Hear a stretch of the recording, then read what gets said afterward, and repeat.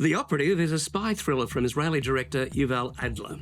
But don't expect something fast and gaudy like the Bourne franchise, where a muscled-up hero, dirtied and bloodied, scurries along parapets and down drain pipes as he stalks and is stalked by sublimely efficient assassins carrying high-tech weapons. The Operative, based on the Hebrew novel The English Teacher by a former intelligence officer, is really a rather sombre study of character, its complex plot, an understated depiction of undercover conspiracies involving the Israeli intelligence agency Mossad, responsible for intelligence collection, covert operations and counter-terrorism. And their clandestine activities are characterised here not by one action scene after another featuring spy heroes, but much plotting and analysis in dimly lit rooms by murky Israeli agents who are somewhat indistinguishable.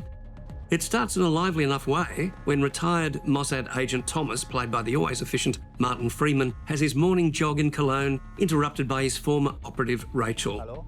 Played with quiet assurance by Diane Kruger, Rachel, always a little unstable and with a seemingly dubious background, has gone rogue from Mossad, vanishing without trace a year earlier while attending her father's funeral in London. Thomas is her former handler, who, after hearing from her, is summoned from Germany to Israel by Mossad. While working undercover, Rachel's life absorbed her completely in her assignments as part of a vast espionage effort against Iran's nuclear program and possibly unhinged her. Her mission complicated when she falls in love with the influential businessman Farhad Kaz Anvar, the very asset she's supposed to observe, head of an electronics company which may somehow be involved with the Iranian government. Thomas must retrace Rachel's steps to determine what threats she may now pose to their operation while also working to protect her. The film works largely in flashback, often flashback within flashback. Rachel's commitment a little hard to fathom. She's a kind of accidental operative, neither Jewish nor Israeli, and her psychological motivations are obviously what interests Adler most.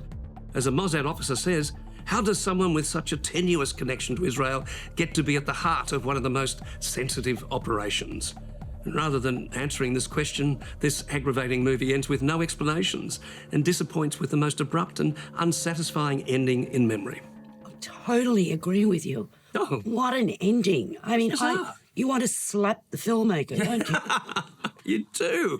It was totally weird. But it's also so muted, this film. You know, as you say, the spy thrillers usually, exactly. Bit of This is something, sort of like the other end of the spectrum. Yes. And I found it difficult fitting Martin Freeman's character, Thomas, into this whole equation. He's a Brit, he's based in Germany, he's part of Mossad. Is he part of Mossad? It's a bit like... Or he's accountable to Mossad? It's like John le Carré on Normanson. I mean, it really is very kind of slowed down, almost as if it's underwater at times. It's so slow and tedious. But, I thought Kaz Anwar was really fantastic as Farhad. I thought he was, and that's the problem. It's so claustrophobic in its focus on the three characters, Thomas, her character and Farhad. Yes. And the people are outside that are so ill-defined that it's hard to get into those sessions where Martin Freeman's Thomas is being questioned. Interestingly, I heard that Eric Bana was, originally considered for I read role. that too, yeah. Yeah. Would he have been more interesting than Freeman? Freeman's not his usual sort of erratic self here with all those Jack Lemmon mannerisms that he's got, all that stuff that he usually does, the manic thing. I mean, he's quite controlled. It is a pretty strong performance. Well, it's sort of like everything is underexplored in this film. Yes, very much so. I mean, Thomas's relationship with her, what is it? It's sort of like it's hinted at. It's never grasped. No. So, I don't know. I mean, it's a bit of a disappointment. She's good. She's good. She has great screen presence, and I think she's a pretty interesting character. She's got such a beautiful face on the screen. It's just, getting at that character. She's meant to teach him English and she ends up sleeping with him. Hello, that's a bit of a leap. That is. It comes about pretty quickly too. Just no hesitation.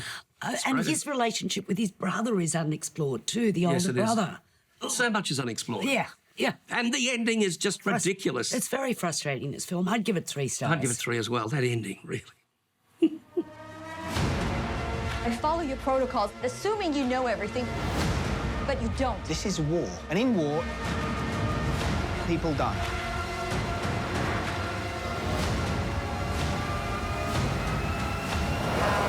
Are you pulling me out? No.